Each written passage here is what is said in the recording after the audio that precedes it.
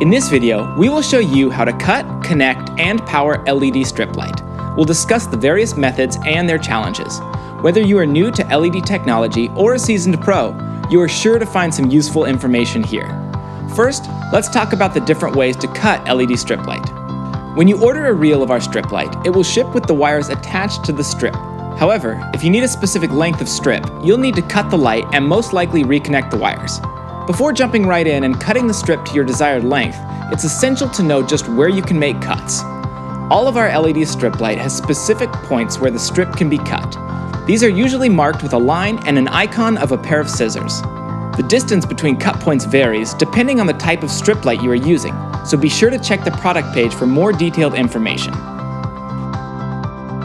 Once you've found where to cut the lights, it's important to only cut on these lines, since cutting elsewhere could damage your light and cause the strip to not function properly. When cutting your light, we recommend using wire cutters. Though if the diodes are really close together, use scissors or a razor blade to prevent damage to the LEDs. Now that you've got your LED strip light cut to your specified length, let's talk about connections. There are essentially two different ways to make a new connection on a piece of LED strip light. The first method is to use a strip connector. We have several varieties of strip connectors to choose from. The second method is to solder the wires directly to the strip using a soldering iron and solder. Using strip connectors is easy. Simply slide the strip into the connector with the pads facing up, making sure to align the power and wire colors. Then, firmly close the connector onto the strip light. The closing mechanism will differ depending on which style you are using. Keep in mind some important things about connectors. Connectors cannot handle infinite current. Therefore, we do not have connectors for some strip. We generally recommend limiting the current of any one connector to less than 4 amps, unless the connector explicitly states a different rating. The application often dictates the best connector choice. Fold-over strip connectors require more open space on the top of the strip than clip-on connectors. For that reason, strip with LEDs very close to the cut lines cannot use fold-over connectors, even if the strip width is appropriate. If in doubt about what connectors can be used with a particular LED strip, please consult the accessories list for that strip on our website. If you want more detailed information about our connectors, be sure to check out our video all about LED strip light connectors. Let's talk about soldering.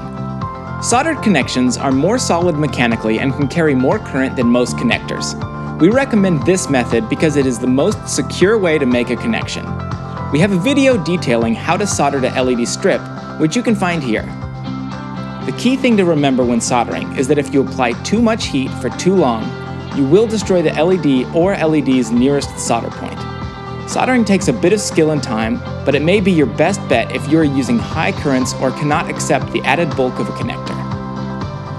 Once you've got your LED strip cut and connected, it's time to power your lights. Not all lights can run on the same power source, so it's important to find out the power requirements for the products you are using. At Environmental Lights, our strip lights will typically operate at one of 3 voltages: 5 volts DC, 12 volts DC, and 24 volts DC. If you're not sure what your light's operating voltage is, check the package they came in. Our labels nearly always list the proper operating voltage. Oftentimes, you can see the required voltage printed right onto the strip as well.